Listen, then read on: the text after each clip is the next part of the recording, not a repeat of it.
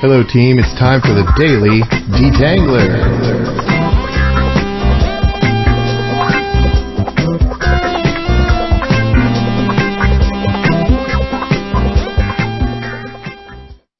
Hello, how you doing? And welcome to the next Detangler. I want to talk about detangling the more tangle. I need more context. I need more clarity. You may have heard Catalyst talking a lot about that in the past. Clarity and I would ask him for more context and or more clarity. So we needed more. That was back then. What has happened and how have we evolved since then? So I'll talk a little bit about ice, uncertainty, and enough. So I need more information. Okay, well, here you go. Well, now I don't have enough information. That's too much, or that's too much. So it's interesting in the context of information, hey, give us details.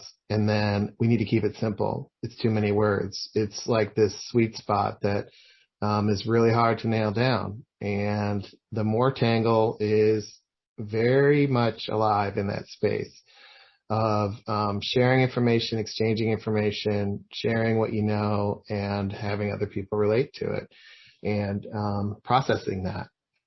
And it's this kind of Goldilocks condition that's really hard to get to, and it's really hard to understand how to evolve to. I don't know if you've been involved in creating something that has a long tail on it or a lot of back and forth. But at some point I find myself wondering, hey, is this going to get done, or what else more can we do or do we need to do?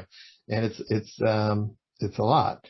So that made me think about when I think about the idea of what information do I need or what more do I need to relate to, it makes me think about our communication model and what that looks like. And in that communication model, it's on the scientific methods site. There's this idea of encode, transmit, decode. So here's information, I'm going to encode it, and then the receiver says, well, that's too much information.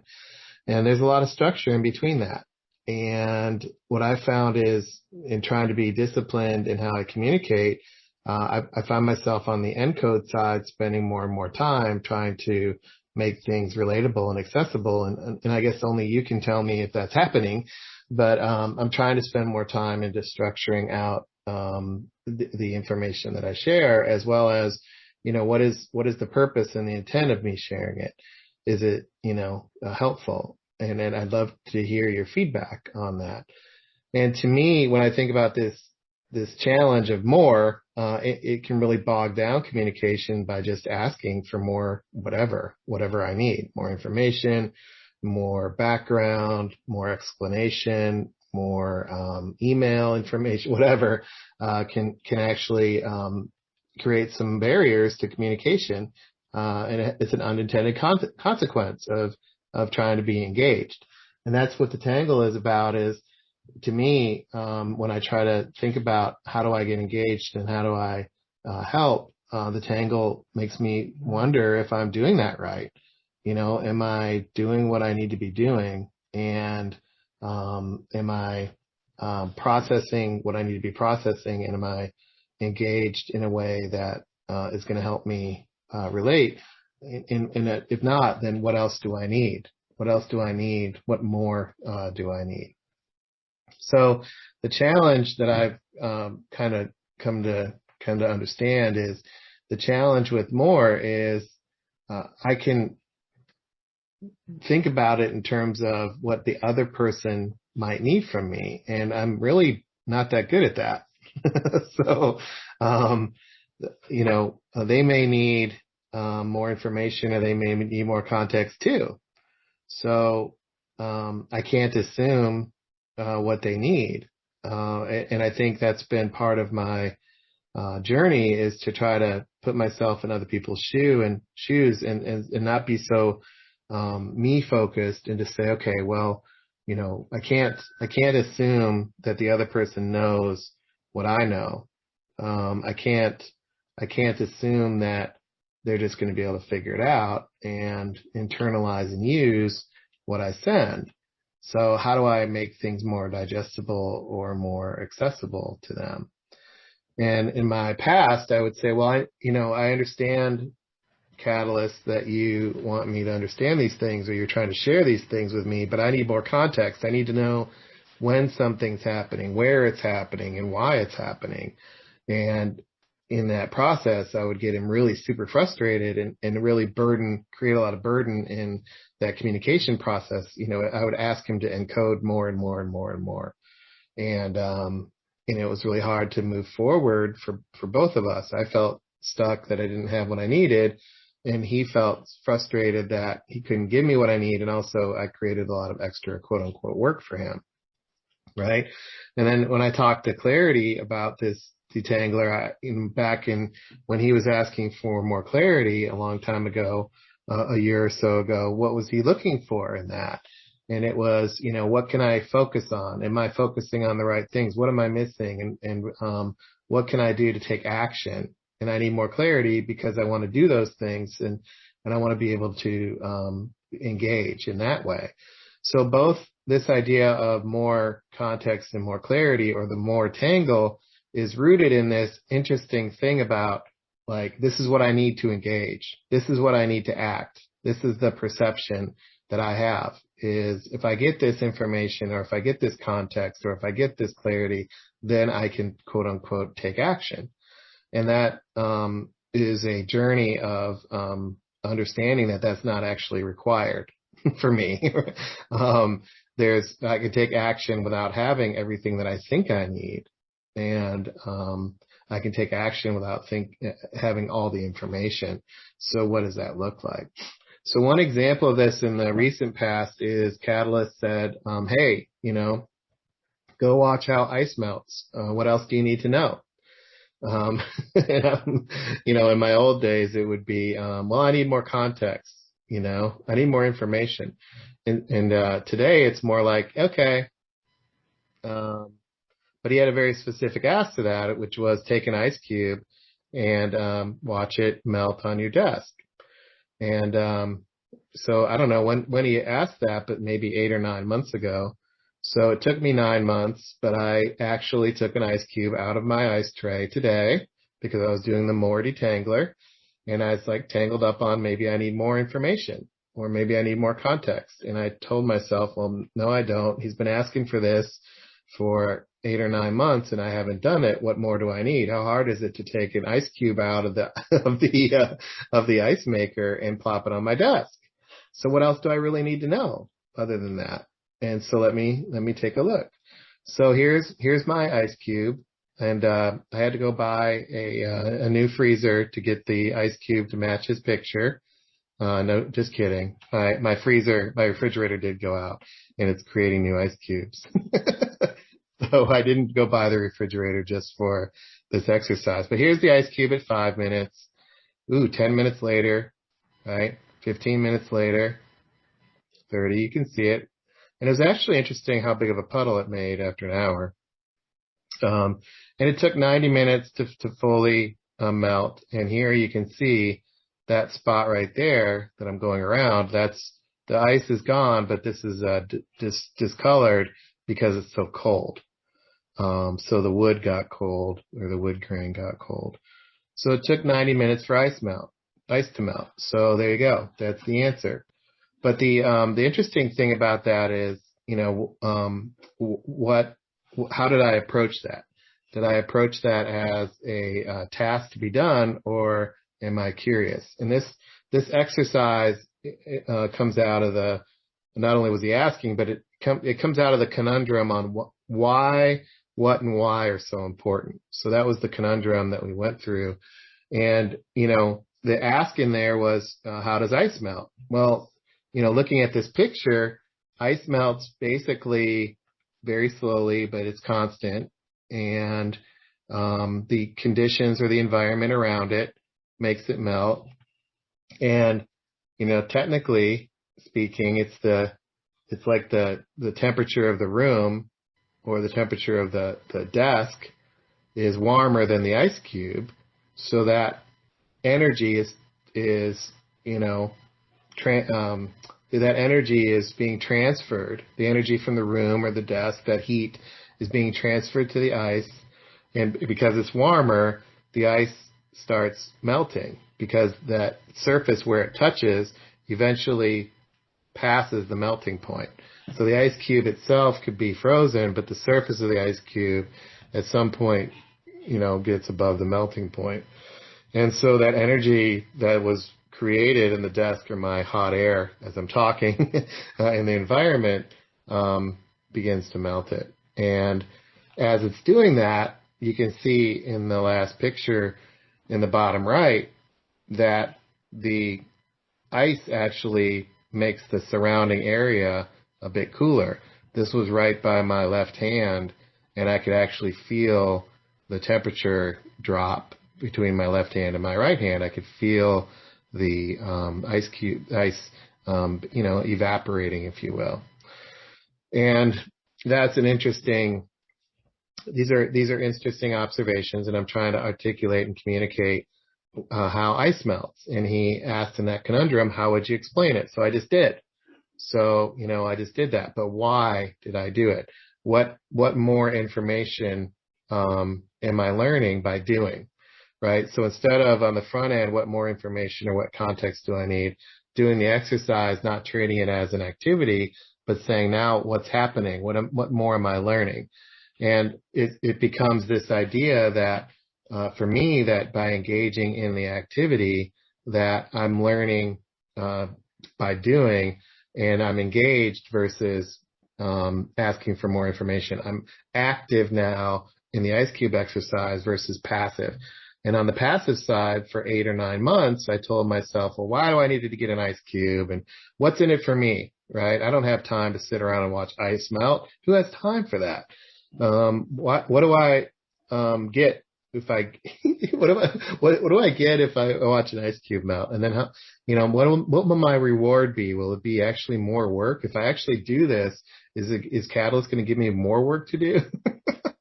And then I'm telling myself, well, who else is gonna do it with me if I do it? Who else is gonna do it? And then, there's no real deadline on when it needs to be done. So, it's just a bunch of passive, I need more information, and here's the reason why I'm not going to do it. Versus when I took this ice cube out today, doing this detangler, well, I found myself wonder why he's asking, or wonder what's going to happen to this ice cube, or what can I do to show what's happening? Maybe I should take some pictures and show the ice melting. I wonder what I'm going to learn by watching the ice melt. I wonder how it relates to our change journey and how it relates to Mimecast, or how this relates to detangling in general. And, why not just do it? See what happens and be curious, right? And that's a different tone. It's a different engagement. The left side creates more burden trying to push up the hill and having, us think about and engage on change. And on the right, it's a little bit more open, and it's a little bit more interactive and engaging, I hope. And that helps us in our change journey and in our acts of our change journey 1, 2, and 3. Right? So if I'm constantly burdening more, I need more, versus I wonder what's happening, I wonder what's going to happen next, or what am I observing, or that's interesting, or what do you think? Have you seen this? Did you see that? And being engaged, those are 2 different things. And so by doing this exercise of the more trying to detangle myself on what more information do I need to watch the ice cube melt, versus, screw it, I'm just going to watch the ice cube melt and be curious and see where it takes me. And then I'm going to publish it in a detangler. So, what is that? Well, by engaging to detangle myself on not watching ice melt, what have I learned? Well, change happens every moment of every day, which we've talked about. But, if we're going to be a change agency, like, what do we need to melt ice? How do we help ice melt in our client? How do we create the environment for the melting points to happen? in our clients who are ice cubes. How does it happen? When does it happen? Where does it happen? What's my role as detangler in helping ice melt? And clients are going to show up, and some of them are going to be very aggressively icy, and others are going to be a little bit more melted, right? And I can use this ice analogy to relate to my detangling. Maybe detangling helps me create a little bit more of a warmer environment for ice to melt, or the daily detangler can create some more energy into the ice melting, and see what happens. So, but the bottom line is in that change, it requires not so much information, right? Information is passive, and information is, me consuming it. Instead, this change requires engagement, and engagement is something that can melt ice. Engagement by doing the activity and sharing it can help move us forward. So engagement creates this idea of learning and momentum, which is the opposite of being in the more tangle. The more tangle, the way to get detangled from it is to engage and to think about what it takes to engage.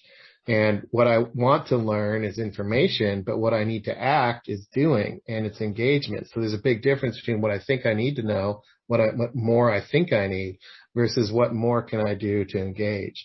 These are two different challenges. They're completely opposite of the spectrum. I used to be like, well, what more information do I need to melt ice, versus what else can I do to advance this ice melting analogy, right? These are two different things. So this is an example of me detangling the more tangle, where it's, it doesn't make sense. It didn't make sense to take an ice cube out, and I need more information. I need more context. I need more, I need something else before I take action. So the barrier of taking action is high, versus me engaging, saying, okay, I'm going to be curious, and I'm going to attempt to do that. And that's one of our 5 tangles, is the more tangle. And the more tangle can really be a roadblock, not only to change, but as I shared at the beginning of the detangler, to me, it's a barrier to communication. There's a burden that I create by wanting more and more and more, instead of asking myself, what's the bare minimum I need to engage? And that's how I detangle myself today, is what's the bare minimum that I need to engage, because the more tangle is driven by uncertainty. And I don't like uncertainty. I like to be certain. I like to know. And that whole knowing thing, as I've shared in detanglers, is a big challenge for me. So detangling the more tangle has to do with, what can I put out there? What can I do to engage? Can I list my assumptions about why we're doing? Can I be more clear about the information I need?